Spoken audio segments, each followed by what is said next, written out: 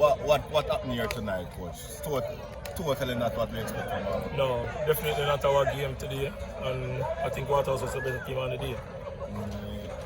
They started brighter. What caused your team to look so flat tonight, coach? Not really flat because you did create some chances, but didn't really put them away. You see, the game is a game of 40. I think early on we created 2 and we didn't convert. Waterhouse got the next one thereafter and they converted. But we had some issues inside of the middle of the park which we corrected at the half-time break. And of course, Waterhouse would have gotten the 3rd and 4th goal by way of a breakaway. It was imperative of us to try and get at least 1 going into the break, or even 1 just as the half started. That didn't happen at all. With us committing bodies forward, we're going to be exposed.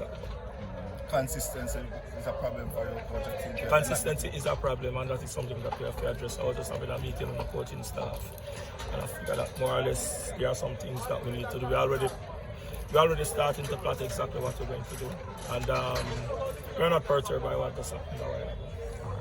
All right. Thank you.